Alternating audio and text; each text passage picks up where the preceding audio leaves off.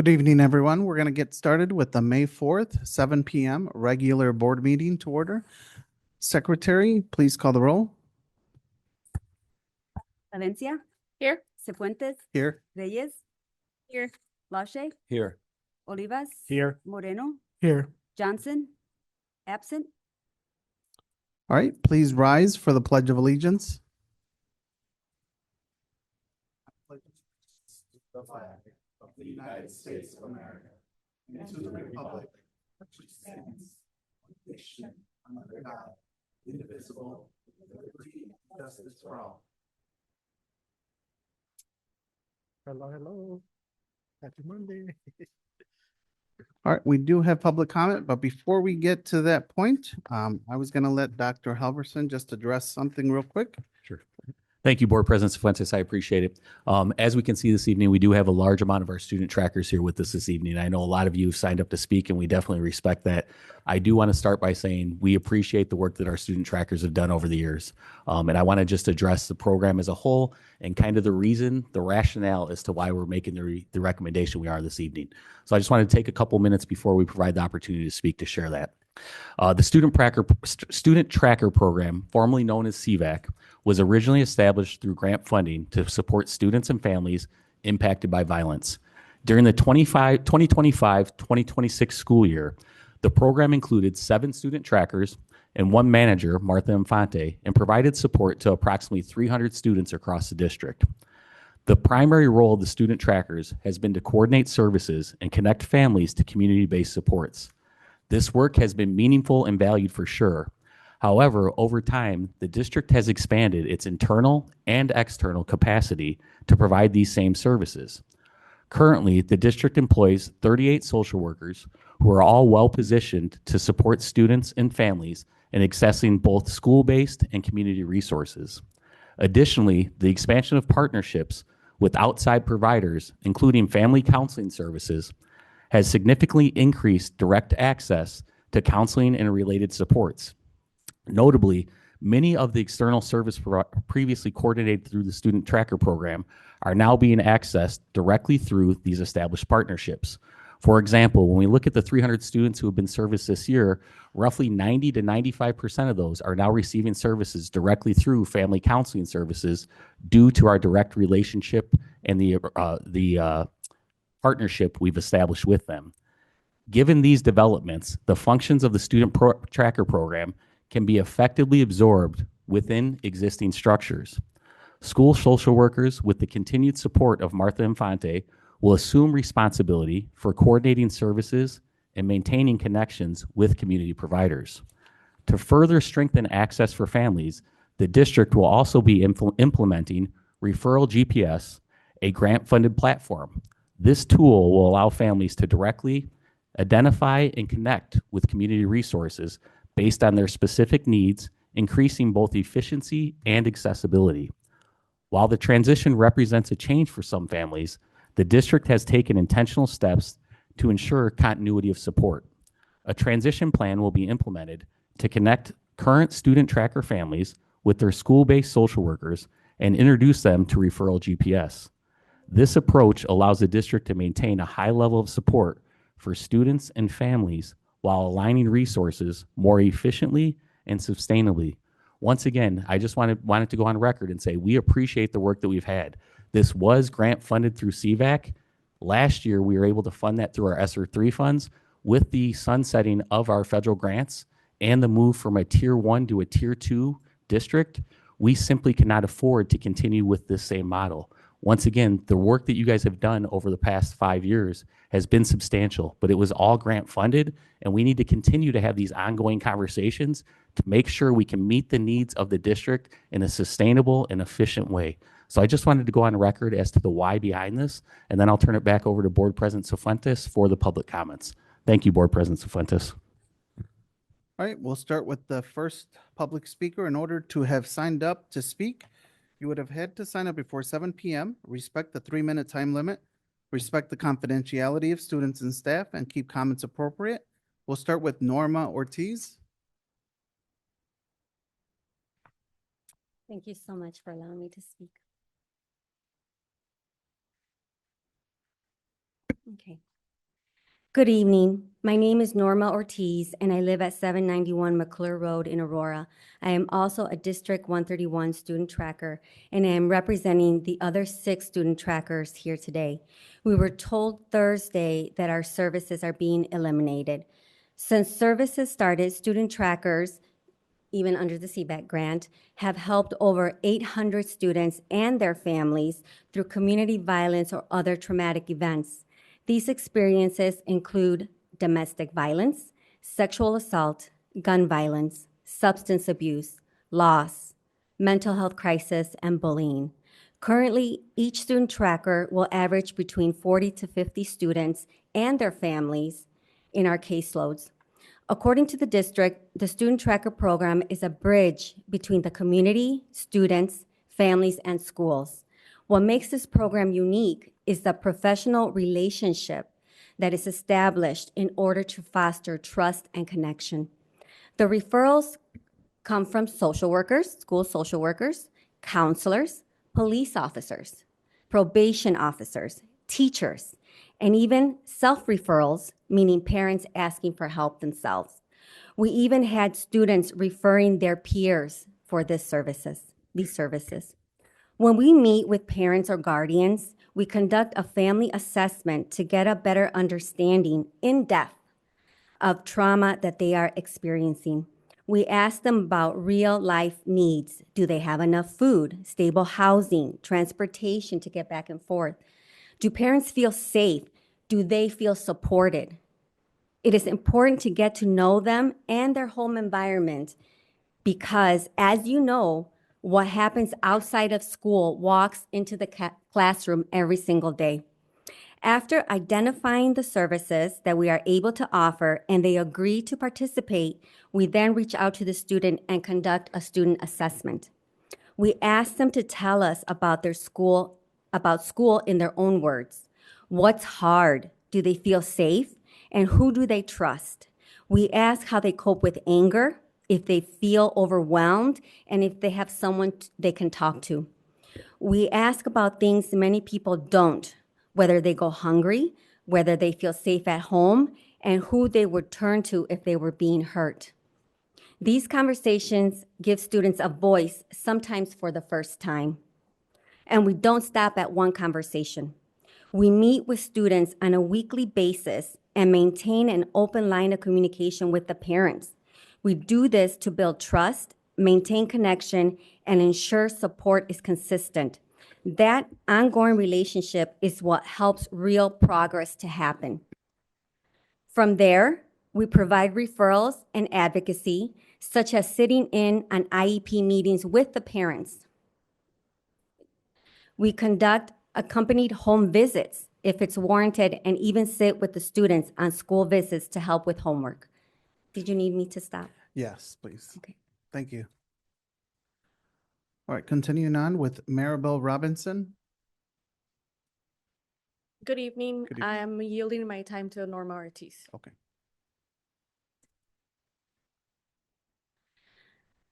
We work directly alongside families, school staff, and community providers to make sure students are truly supported, not just on paper, but in real life. Working with all professionals involved, we are able to adjust student support services as the student's needs change. I'd like to add that the student trackers all have bachelor's and some have master's in fields that offer a comprehensive perspective. We hold degrees in social work, criminal justice, sociology, psychology, Latin American studies, human services, and a master's in science in school counseling. We held positions in the Juvenile Detention Center as youth counselors, in the city of Aurora as youth counselors. We have also had positions as school behaviorists, as special education teacher's assistant. We have worked for the Regional Office of Education as a youth outreach worker. We have held a position as a parent liaison in the district, and we have extensive knowledge on the McKinney-Vento Act, which is the Homeless Act, if you will. This allows us to consult as a team to be able to provide the best services the students and their families deserve. Might I add that most all of us are also District 131 alumni. In addition to the day-to-day student tracker duties, we have received training in teen mental health first aid. This involves going into classrooms and co-teaching a program that equips students with the skills to recognize and respond to mental health challenges in themselves and in others. Our social workers and counselors do incredible work, and this is not about taking anything away from them. In fact, they refer students to us because they know we can provide those personal connections and services needed, especially during winter, summer, and spring breaks when they are not available. The student trackers ensure that students who are already vulnerable don't lose support when they need it most, and it helps ease the burden on school staff who are already managing complex caseloads, and we do have to be honest with that. The District 131 Student Tracker Services puts into action what Dr. Halverson himself stated as his vision. It epitomizes his belief that when we unite our efforts with a focus on common goals, we can create a thriving environment for every student. The District 131 Student Tracker Services elevates the top priorities of fostering a positive climate and culture, ensuring continued academic growth for all students, and strengthening partnerships with local organizations, businesses, and leaders. This is not done by one single person alone.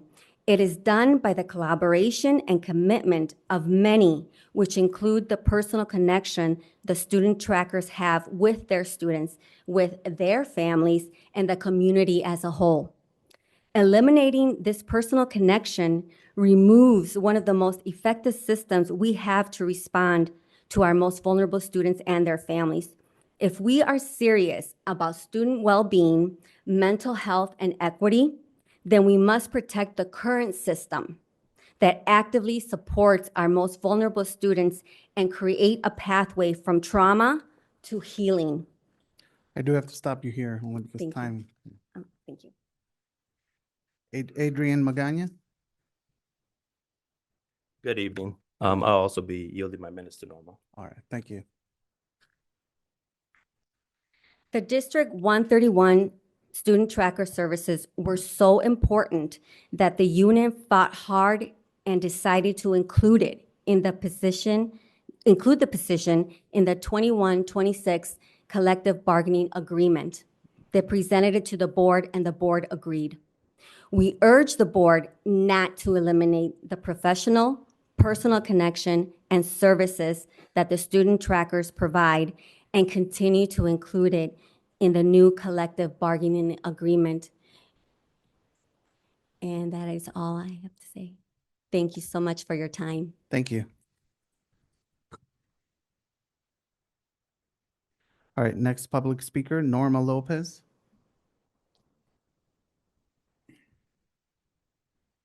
Hello. Hello, good evening, everyone. I'm Norma Lopez. I work for the district as a substitute teacher, but I am also a parent. My daughter attends school at the Aurora High School. She's been in the program since she started at the high school.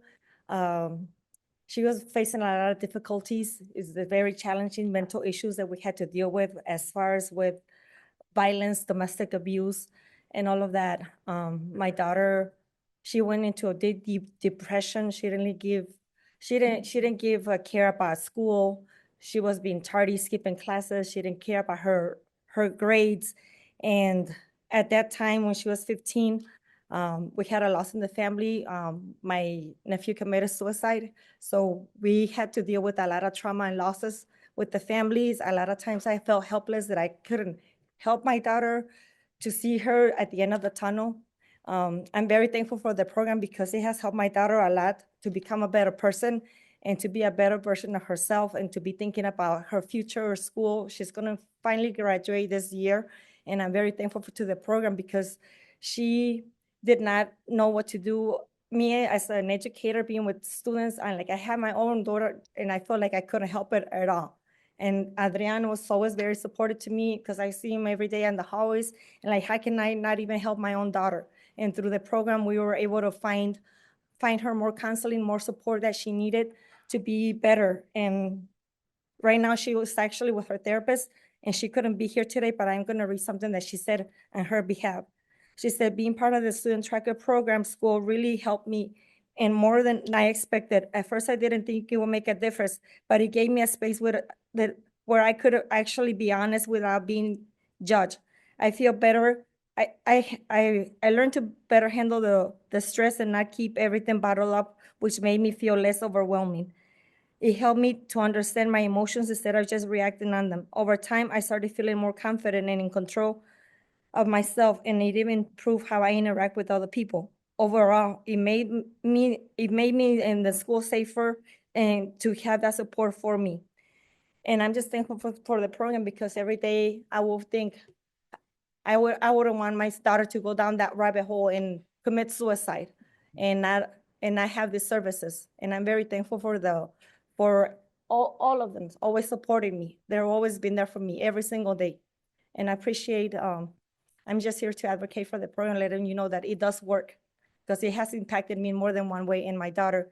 And I'm finally happy that she's gonna graduate and she's thinking, she's been thinking of her mental health and she goes to work out and she's happier these days. We get along. We don't have all those conflicts. She started becoming more responsible and then she's gonna graduate this year, thank God, and she will be going to Wabansi and she wants to be a nurse. So I'm happy with the program and I'm very thankful to Adrian and everybody else that is in the program. And I thank you for your time. Thank you. All right, next public speaker. Sofia Infante.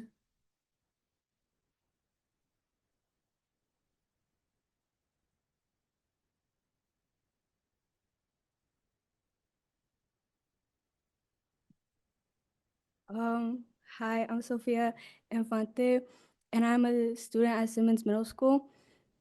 I recently found out my good friend, Mr. Robinson, is not going to continue to see me next year, and it makes me sad because I've known him for a very long time, and I see him often. He makes me feel seen and cared about when he visits. I knew this day would happen, but still I was shocked and upset because he was not only a great case manager, he was a great friend to me and other kids. Mr. Robinson made a big impact on me and my family. He he's always there for me when I'm feeling down. He also helped me get support and supplies when I needed it. I am very grateful for all that. And I think getting rid of student trackers is a bad idea because they really do help a lot of people and families who really need help and support. And that's it. Thank you. Thank you. All right, next public speaker, Amaira Rua.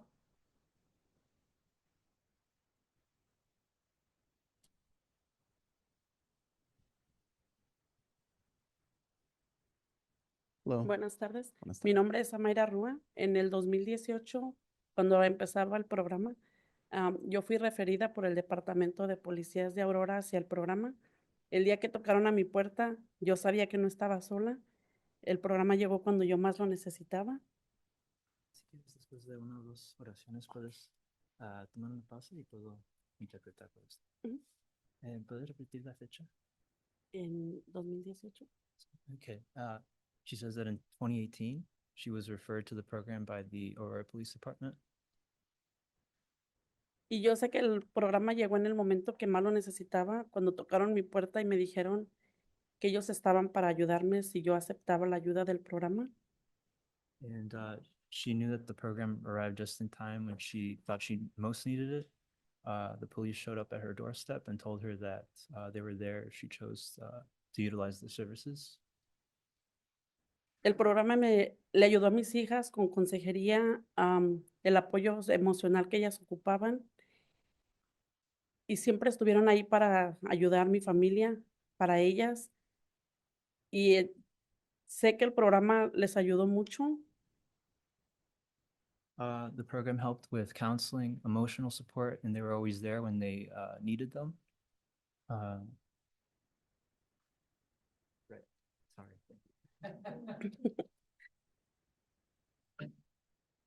Estoy agradecida con el programa, me gustaría que continuara porque al día de hoy lo he pensado mucho y digo, sin el programa, no sé qué hubiera sido de ellas, de sus vidas.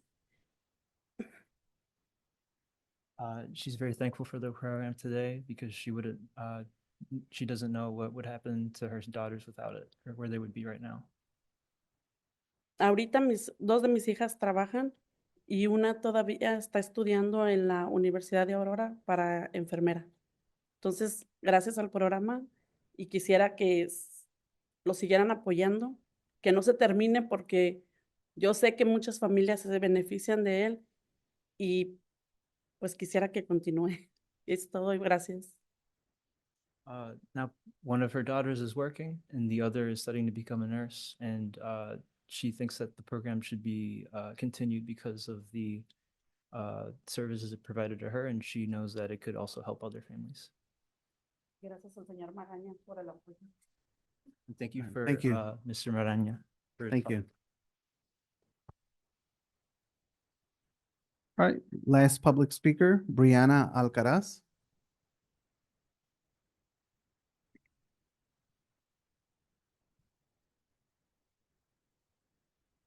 Sorry.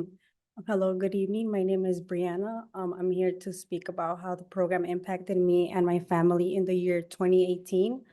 We were actually the first family to be in the program. Thank you to Alex. I'm sorry, I wasn't really prepared to talk, but the program did help me and my family a lot. It provided my mom with a lot of help as well for her to keep being a great mom for me and my siblings.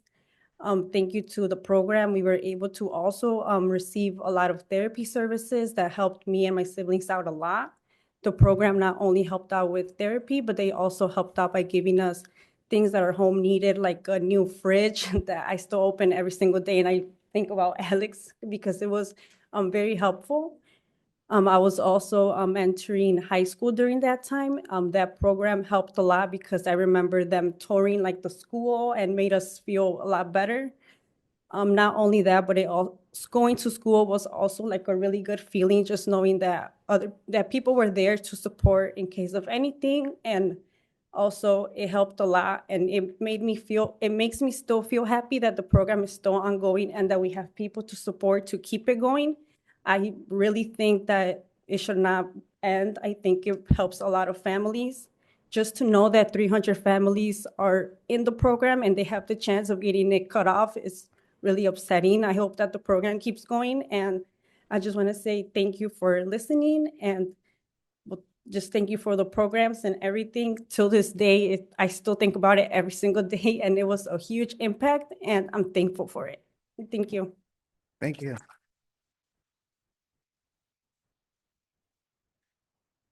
All right, that is it for public. That is it for public comment. Moving on to communications from the superintendent, Dr. Alverson. Thank you, Board President Fuentes. Our first communications this evening are from our student board members, and we're actually going to have a dual report. So if Zion and Elizabeth could both come up, I'd appreciate it. Thank you.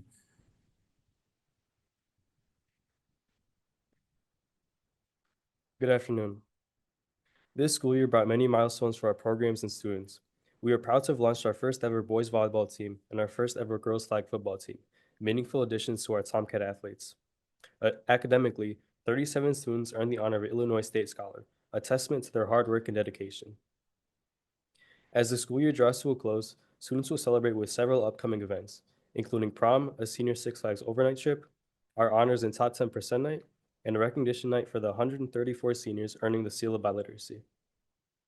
In celebration of Decision Day, the counselors set up a banner in the College and Career Center for seniors to share where they're committing and also provided photo ops and fun treats. Our students remain dedicated to their community, planning to volunteer at Aurora Sports Fest alongside field days for Johnson and Krug Elementary. Our NJRTC Tomcats are currently on their annual Daytona trip. All weekend long, they've been competing in a range of activities and showing off their skills as the largest NJRTC program in the state.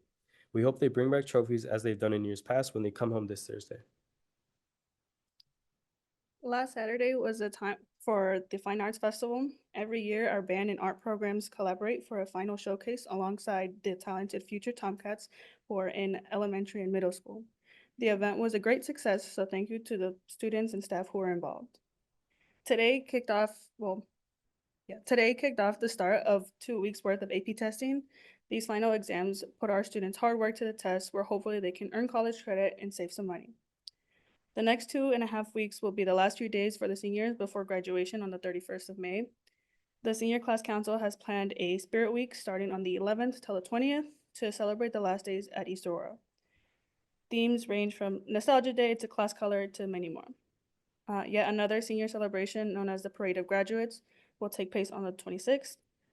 This is where the seniors choose to walk through the halls of their elementary or middle school to take in the nostalgic memories and to remind themselves of all they've been through to get to where they are now.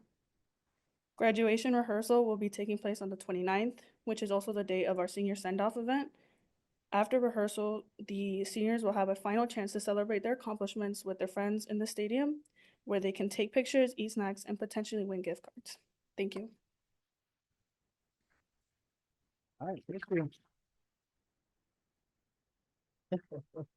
Zion and Elizabeth, thank you for your final report. And just so everybody knows, our last board meeting in May, we're going to make sure we honor both of them. So please come back and see us for our last board meeting in May so we can honor both of them for their tremendous work this year as our student board members. Thank you both for your dedication throughout the year. We truly appreciate it. Next, we're going to move over to 5B, which is the motion to approve the e-learning program plan in lieu of emergency days for 3 years through the 27-28 school year. And I'm going to turn it over to Dr. Amy Engel so she can provide a brief overview and then see if the board has any questions before we go through the motion on that. Just a reminder, at our last board meeting, we held a public hearing to renew our e-learning program. If you remember, we are required to do this every 3 years according to school code. This would permit us to include or utilize up to 5 e-learning days as emergency days on our school calendar. So in lieu of being out of school and making those days up at the end of the year. Any questions? Could I have a motion to approve the e-learning plan in lieu of emergency days for 3 years through the 27-28 school year, please? Second. Any questions? I have a quick question. So if we do that, we have the Chromebooks and we have the capability of doing it all? Yeah? Correct. Okay. All right, any other questions? Secretary, call the roll, please. Yes. Yes. Yes. Yes. Yes. Yes. Thank you. Our next item is 5C, which is the community relations report with Ms. Walker. If Ms. Walker could come up, we've got a lot of celebrating to do this evening. Thanks, Ms. Walker.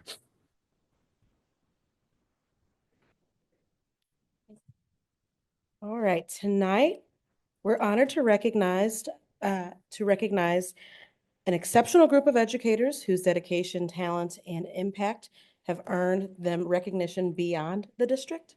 So over the past month, these individuals have been celebrated throughout the state of Illinois, and I do have some slides. They're coming. Okay. Throughout the state of Illinois, for the Illinois State Board of Education Teacher of the Year, which took place in April. And then just this past weekend, we celebrated the Kane County Regional Office of Education Educator of the Year. These honors are a testament not only to the professional excellence, but also the lasting difference that they've made in the lives of our students, families, and community each and every day. It's especially meaningful because, as some of you might know, this week is Teacher Appreciation Week, so it is definitely a time that we set aside to thank the heart, the passion, the commitment to all of our educators throughout the district and beyond. So one, thank you to all the educators that are in the room. A round of applause for all of you.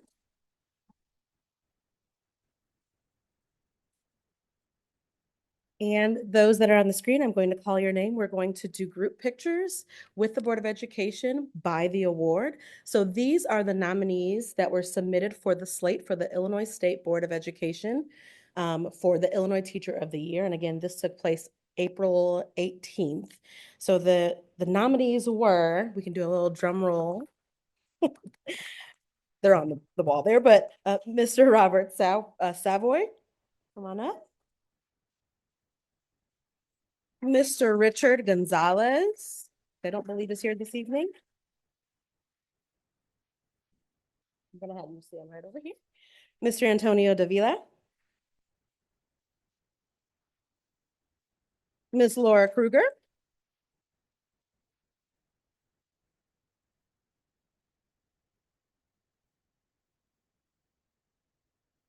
Just have you stand here. Miss Kristen Doucette. Mr. Walter Ornelas.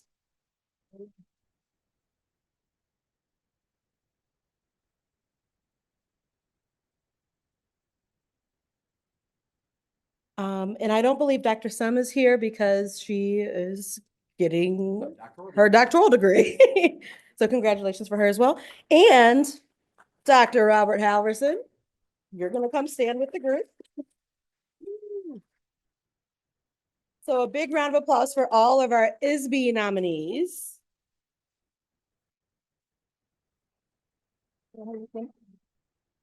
And I'll have you all step back and we're going to take a picture with the board standing behind you. And your certificate is signed.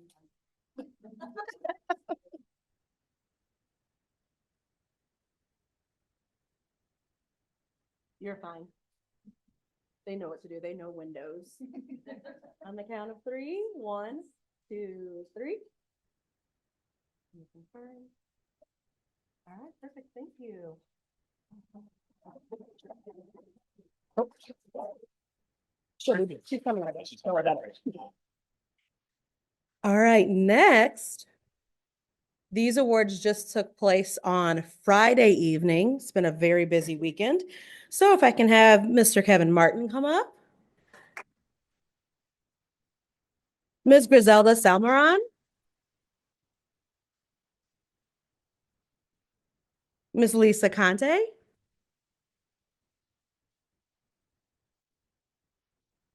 Again, Ms. Kristen Doucette.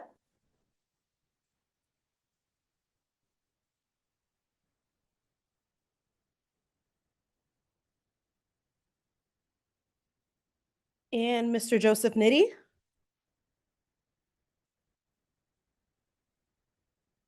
Ms. Yanilda Delgado. And Ms. Kathleen Hayes.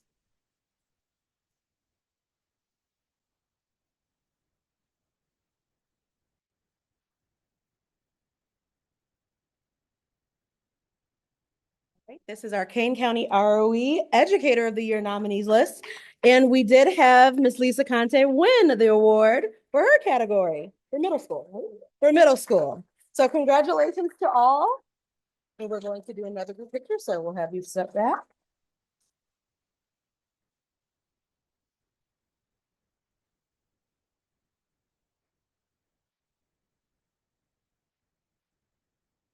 Okay, on the count of 3. 1, 2, 3. I've taken several. All right, congratulations to everyone. Thank you.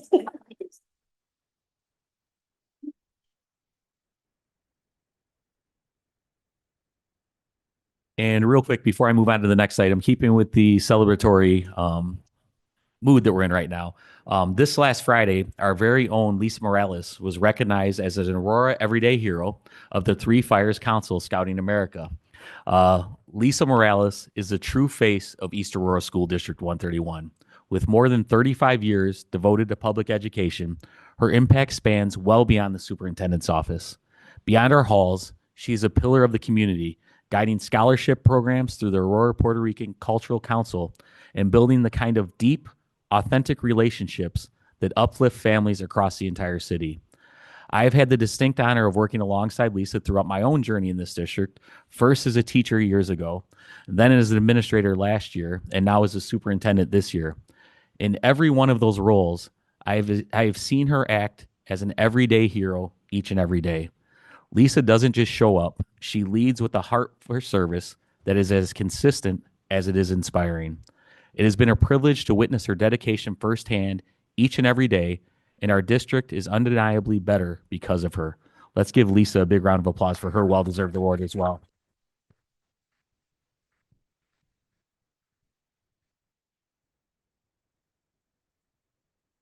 Thank you. And that concludes the community relations report. Next, we have item 5D, which is the amended budget presentation.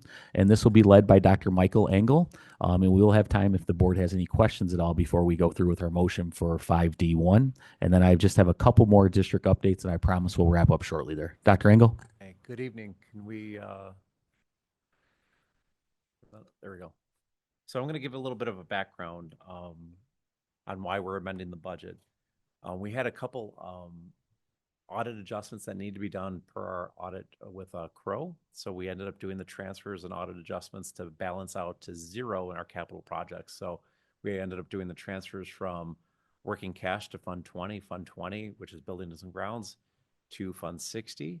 So those are noted in here as well. There is also, we updated the beginning fund balances with the ending fund balances based off of the 2025 AFR as well. We also, the biggest difference in this one is going to be the finalized state and federal grants. So the biggest thing from here is going to be the evidence-based funding. At the time when we adopted the budget, we had an estimate being in Tier 1. As everybody here knows, we moved to Tier 2 and received less funding, approximately $6 million in less funding. So that also threw off our beginning and ending fund balances, as you will see here in a little bit as well. The last thing that I want to talk about as a difference is we actually use the actuals for our state and federal grants versus estimated. And as everybody knows, state and federal grants have also gone down, so those are in there as well. On the expenditure side, we did a slight adjustments with some of our out-of-house students. So this would be out-of-district tuition costs, which those are up right now about $1.5 million comparatively. So next slide. So tonight we presented at the F&P committee meeting just earlier tonight. We're going to go full board here in a moment. Tonight there's also going to be a resolution to adopt the 2026 amended budget. Tomorrow morning the budget's going to be on public display. There will also be an article in the a news legal ad in the publication of the newspaper for a public hearing coming up on June the 15th. There will also be board action. There will be a public hearing that night for the board to approve the 2026 amended budget as well. So that's the tentative timeline. Next slide. So this is going to be a revenue summary by fund. As you can see across all funds here, just shy of $260 million. Our largest fund by far is the education fund at $201 million. Operations and maintenance at $20 million. Debt service at 13.9. Transportation at 12.5. IMRF and Social Security at 6.3 million, capital projects at 5 million, working cash at 50,000 and $50 for tort and 1750 for fire and prevention safety. Next slide. As you can see, this is a visual demonstration of exactly what we just went through before. A vast majority of our revenue is coming into the education fund. More than 3/4 of all of our funding comes in through there. Next slide. This gives a breakdown of the source of those funds. So as you can see locally, we received 22.4% of our funds, about $58 million locally. We are extremely state dependent, as you guys can see. We're at 67.1%, so $174 million in state funding. Federal funding, if we compare it to last year where we had just over $40 million in funding, we're down to $27 million this year. So that's 10.5% of our total budget. Next slide. So this is our expense summary by fund. So this is the expense side of the ledger. As you can see, our number one source of expenses are coming out of the education fund, $205 million. Operations and maintenance at $20.6 million. Debt service at $13.8. Transportation just shy of $18 million. Social Security and IMRF at 6.3, and then capital projects at $5 million. So grand total expenses for the year of $269 million and change. Next slide. As you can see, education fund is the biggest piece of the pie. It's over 76% of our total budget, followed by buildings and grounds, which makes up the next 8%. Next slide. So this breaks it down by objects. So within the objects, there's salaries, benefits, purchase services, supplies, materials, capital outlay, other objects, and non-capital outlay as well. A vast majority of our funds are made up of salaries and benefits, about 2/3 of our total funding.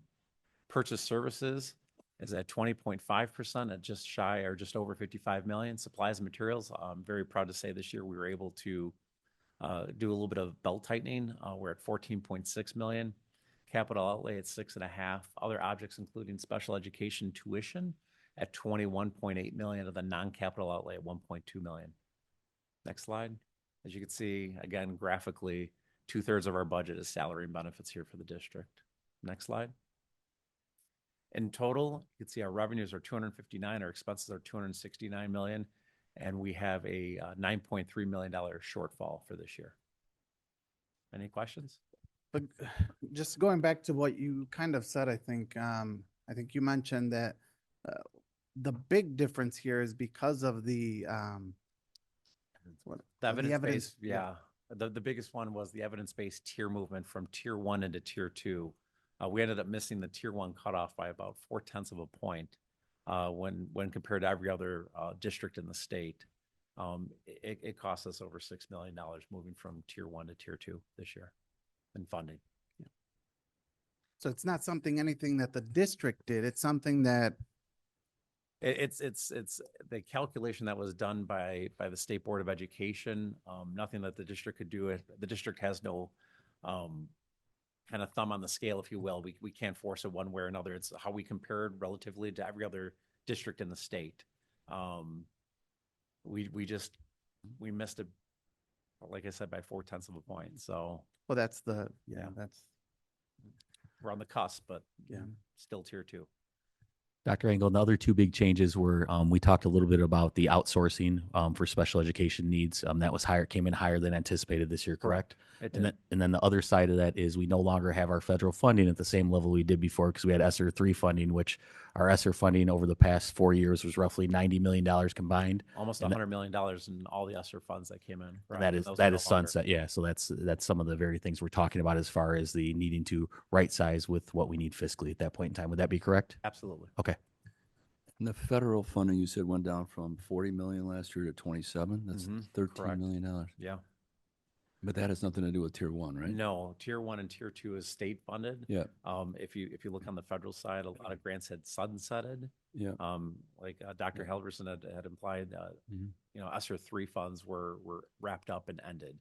And also, if you guys remember in the beginning of the year, there's a lot of uncertainty, especially from the administration of the United States, that we're looking at ending possibly Title I, Title II, Title III, and kind of going through the federal grants as well.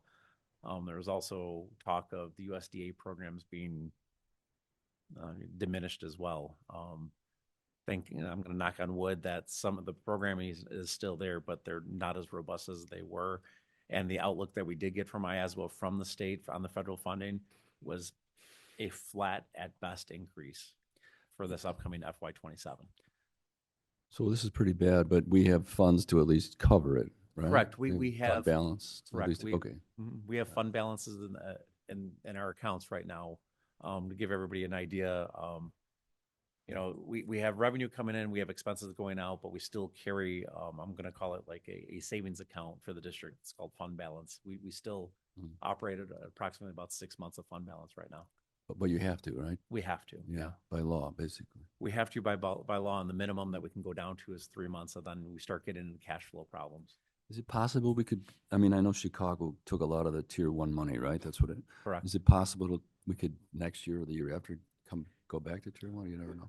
Or isn't it based on, Dr. Grossi said, based on attendance or students, right? So our students keep going down. It's a very complex formula when you look at it. And from what Dr. Grossi shared with us, he doesn't anticipate, as long as CPS stays in there because they take such a large portion of that pie, he doesn't anticipate school districts similar to ours or some of the ones in South Cook that move from tier 1 to tier 2 to go back, quite honestly, because there is nothing you can do unless the formula changes at the state level.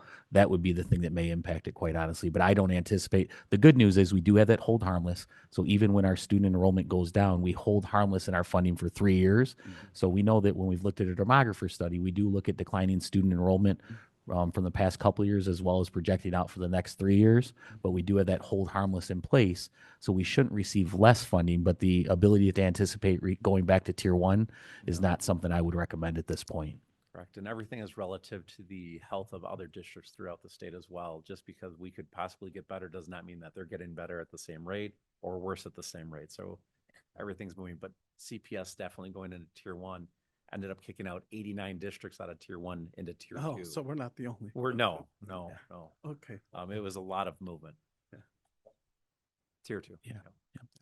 But this will be preemptive to some of the ongoing conversations we'll be having over the next few months as well as the next years here to say, okay, what do we need to do to make sure we can continue to get our fiscal house in even better situations, because we will not have the level of revenue that we've had in the past. So those are those tough conversations we're going to be having to have for probably years to come at this point in time to make sure we're sustainable and can provide services to our students for years to come as well. Thank you. Any questions for Dr. Engel? Any further questions before Board President Cifuentes goes with the motion?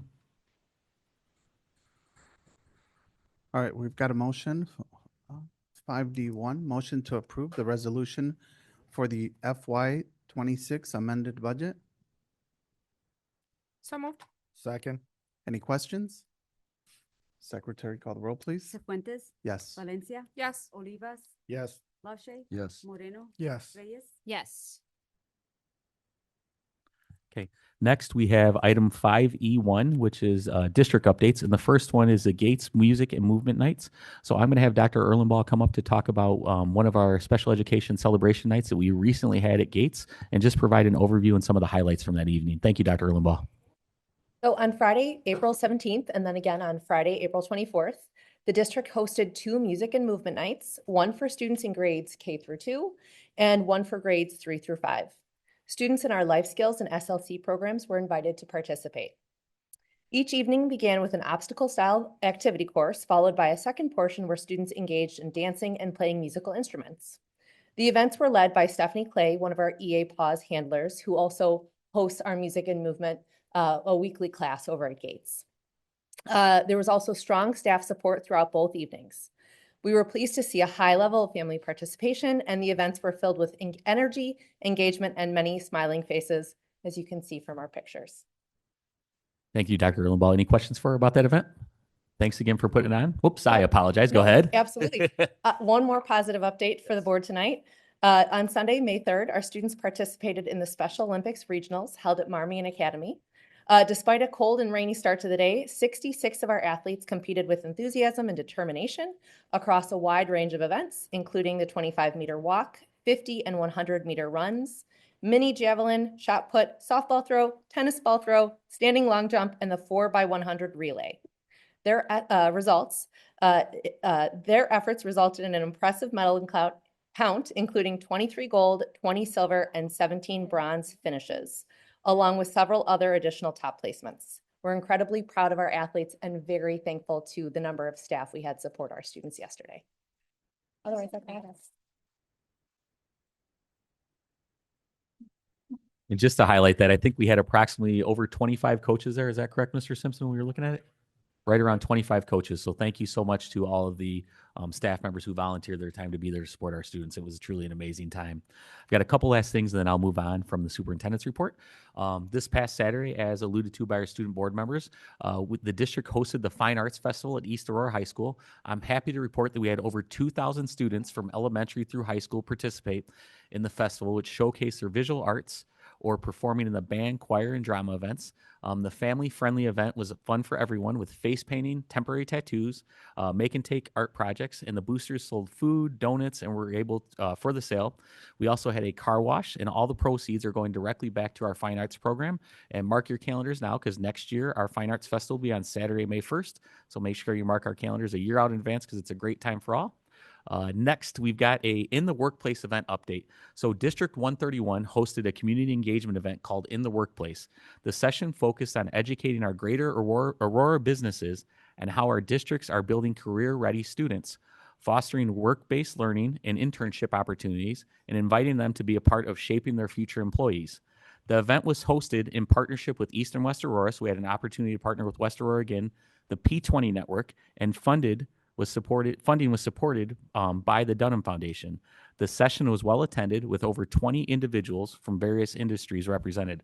So big thanks to Nikita for putting that on and getting everything organized there, and as also Dr. Engel. Thank you for making sure we had that connection there. And our final two announcements. Seal by Literacy, once again, touched on by our board members a little bit. This Thursday, May 7th, we will have 352 students who will be honored that evening. It's at Bell Sal at 5:30 p.m. So Board of Education, I encourage you to attend that one. It's a great celebration event, and it's the highest number of students we've had recognized. So we're very excited about that. And then finally, Educator Appreciation Week. Brittany touched on this a little bit. As we celebrate Educator Appreciation Week, I wanted to take a moment to speak directly to the heart of our district, our incredible staff. Every day, I am struck by the dedication, talent, and passion you bring to East Aurora. Having spent over 2 decades in education, I know exactly what it takes to do what you do, and I take immense pride in working side by side with such a high caliber group of professionals. You aren't just teaching, you are shaping the future of this community. I also wanted to remind everyone that our Together We Shine celebration is happening next Thursday, May 14th. This is a special evening where we honor our colleagues' milestones of service and celebrate those heading into a well-earned retirement. So once again, Board of Education, I invite you to attend that evening as well. And that concludes my very long superintendent's report. All right, thank you. Moving on to item 6. Yes. Yeah, we can take a few minutes. If anybody wants to take off at this time, you're more than welcome to take off at this moment before we continue on. Thank I you. know we have some students, so if the students want to, feel free. Student board members, thank you. Get ready for those AP assessments tomorrow. Thank you for catching that. I didn't like those things. Oh, no. So small, I can't see it. Is that what it was, the pause? Yeah. Send me an email.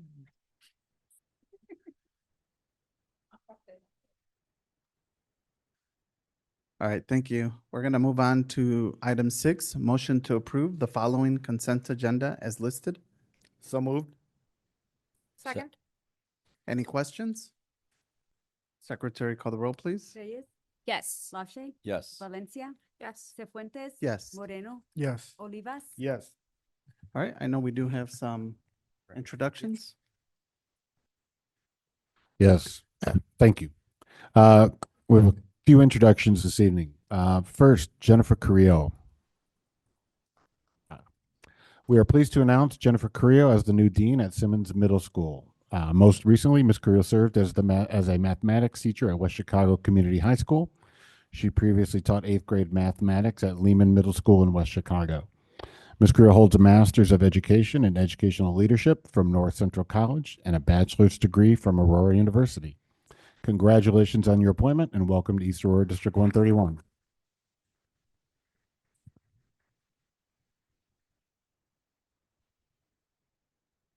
Next, we're pleased to announce Ms. Tanita Ramey as the new principal of Gates Elementary School.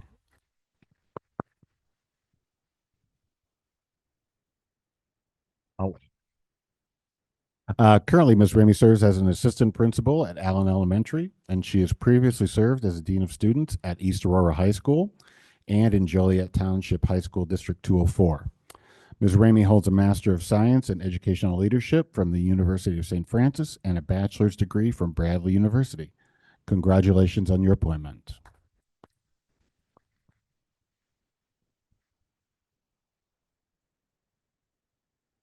And we are pleased to announce Mr. Kevin Martin as the new principal of East Aurora High School.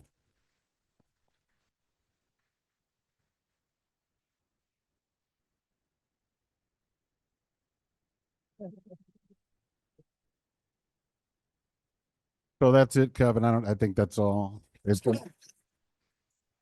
But currently, Mr. Martin brings 15 years of school leadership experience and 6 years in the classroom to this role. He currently serves as the Associate Principal for School Improvement at East Aurora High School and previously served as Division Chair for World Cultures and also as an Assistant Principal in Plainfield District 202. Mr. Martin holds a Master of Arts in Educational Leadership from the University of St. Francis and a Bachelor of Arts in History Education from Western Illinois University. Mr. Martin, congratulations on your appointment.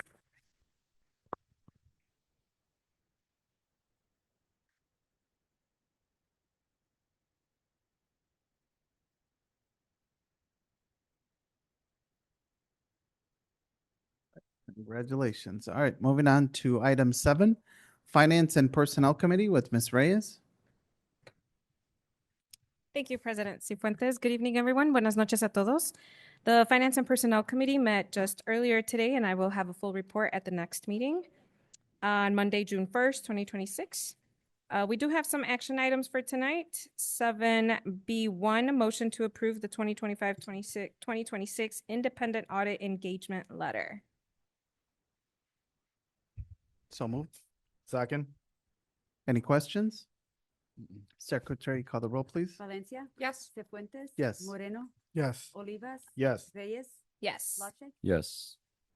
7B.2, motion to approve a 3-year agreement with Bentech, a benefits and administration platform in the amount of $80,805 for year 1, $95,835 for year 2, and $95,835 for year 3.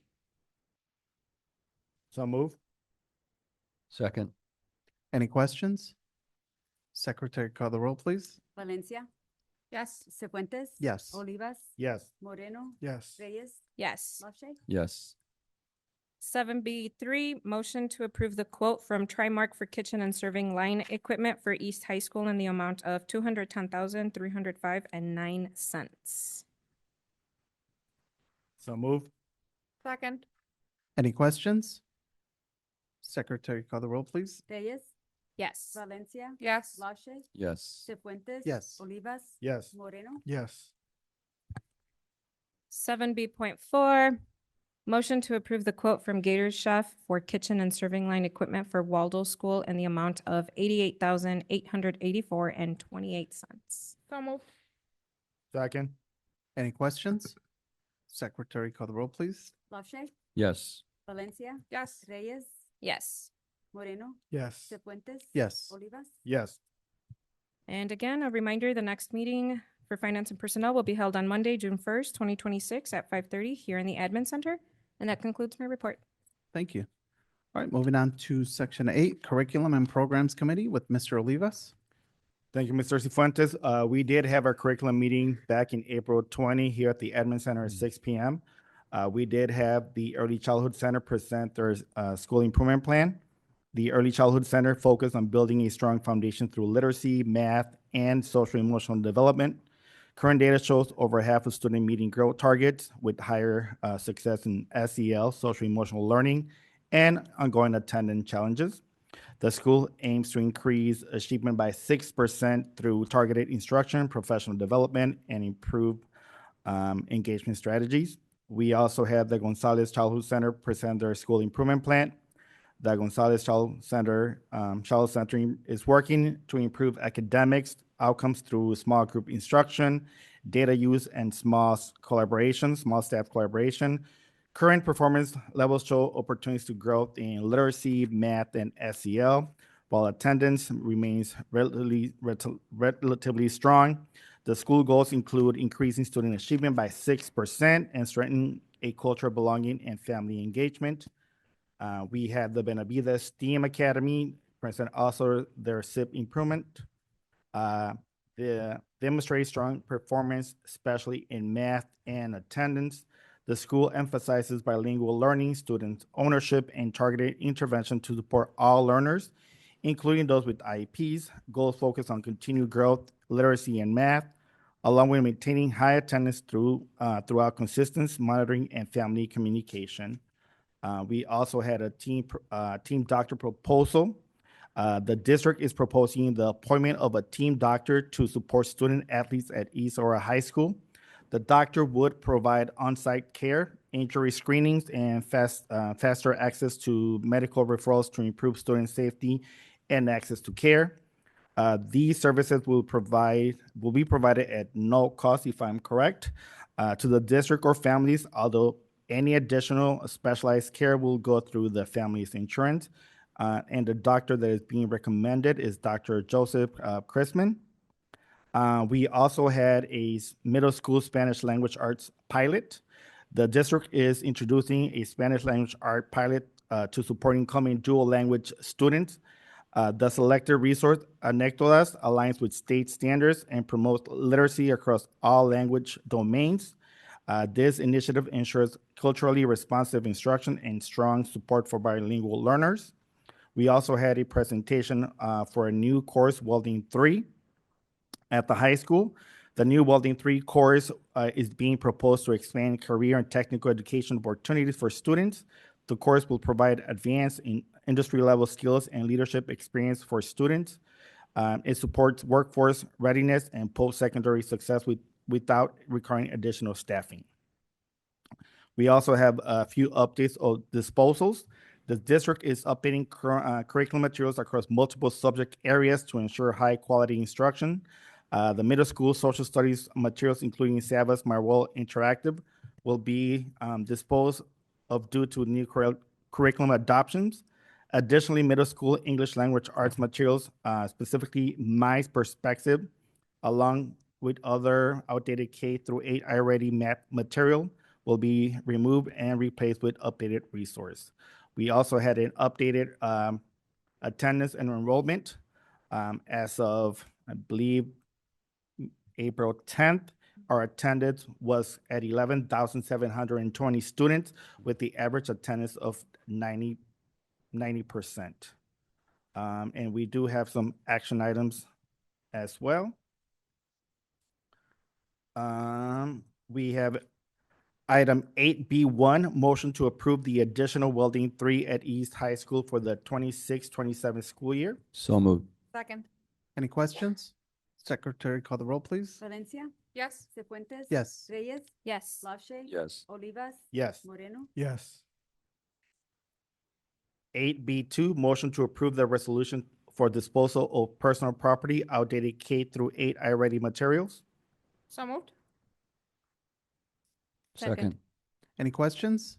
Secretary, call the roll, please. Cefuentes. Yes. Olivas. Yes. Lache. Yes. Valencia. Yes. Reyes. Yes. Moreno. Yes.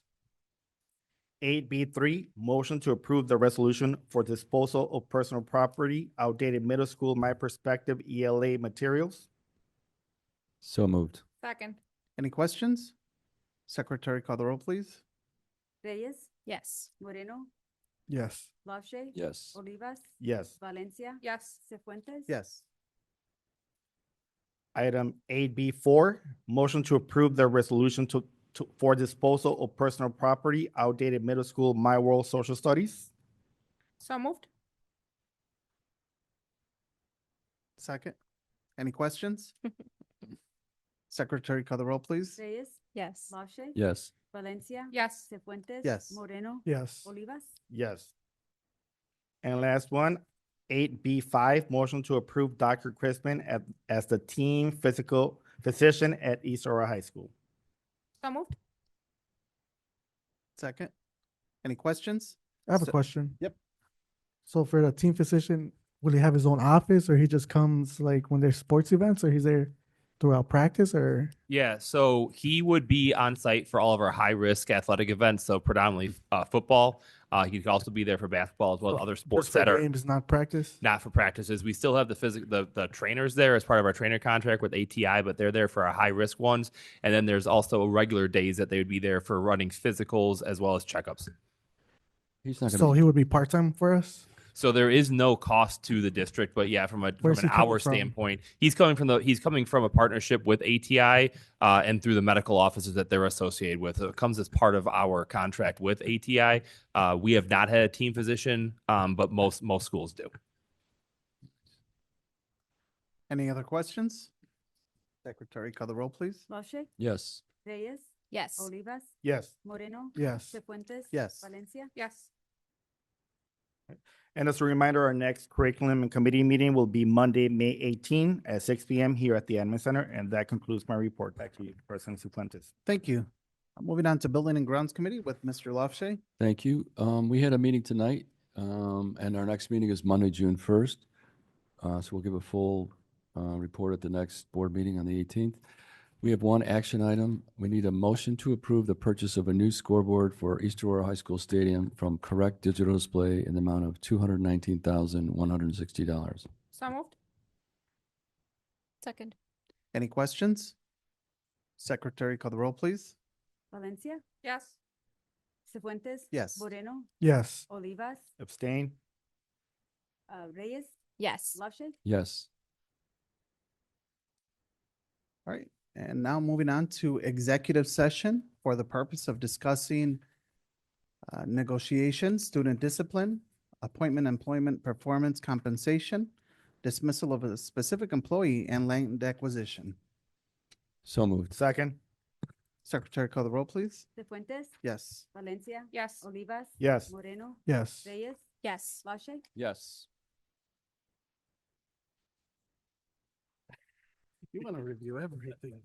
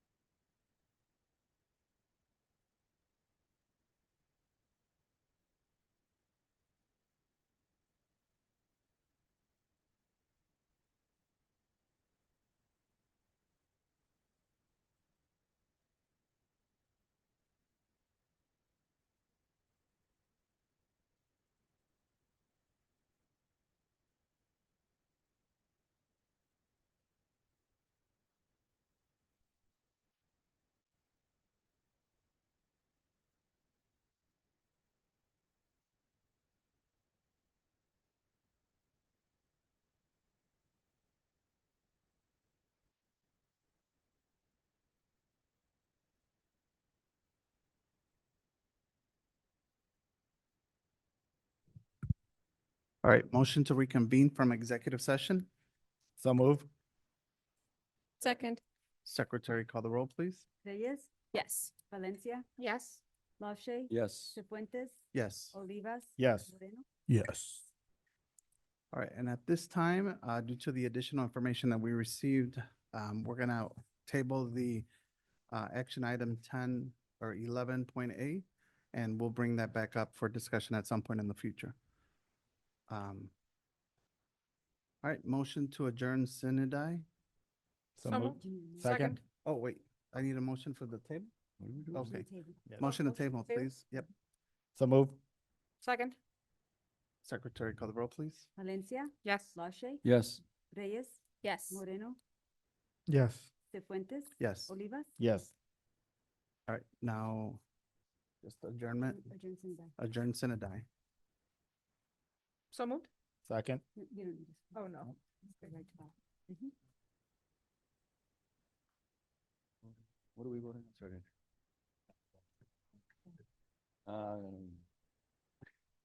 Didn't hear. I didn't hear. Okay, part two, board reorganization. In a moment, I will ask for nominations for the position of board president. I will ask that the recording secretary take note of the name or names, and after hearing all nominations, starting with the first name on her list, I will have the recording secretary poll each board member who will vote yes or no regarding the candidate. If the candidate receives 4 yes votes, I will hand over the gavel to that person as he or she will be our board president. If the first candidate does not receive 4 yes votes, the recording secretary will poll the members again, asking for a yes or no vote for the second candidate, and so on as applicable. The new board president will then take nominations in a similar fashion for the position of vice president and then secretary. At this point, I would like to nominate myself for board president. Roll call. Oh, Sorry. I would like to call part two of the meeting to order. Secretary, call the roll. Here. Cifuentes, Here. Johnson, absent. Olivas. Here. LaShay, You hear? Reyes, Here. Moreno. Here. As president pro tem, I would like to entertain nominations for board president. I would like to nominate myself. Are there any other nominations for board president? I would like to nominate Saul Olivas. Are there any other nominations for board president?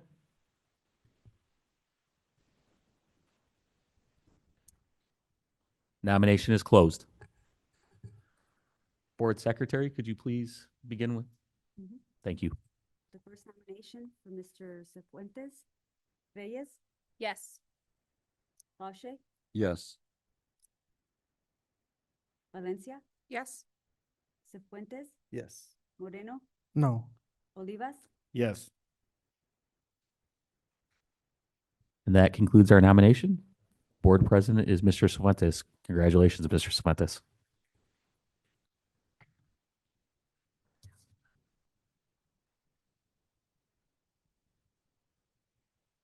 All right, so at this point, I would like to entertain nominations for the office of Vice President. I would like to nominate myself, Saul Olivas. Any other nominations for Vice President? All right, hearing none, the nominations for Vice President are closed. For the nomination of Saul Olivas, Lache, Yes. Reyes, Yes. Olivas, Yes. Moreno, Yes. Cifuentes, yes. Valencia. Yes. All right, at this time, I would like to entertain nominations for the office of Secretary. I would like to nominate Judge Lafshi. Any other nominations for Secretary? All right, hearing none, the nominations for Secretary are closed. And for the nomination of Judge Lafshay for Secretary, please call the roll. Lache, Yes. Reyes, Yes. Olivas, Yes. Moreno, Yes. Cifuentes, Yes. Valencia. Yes.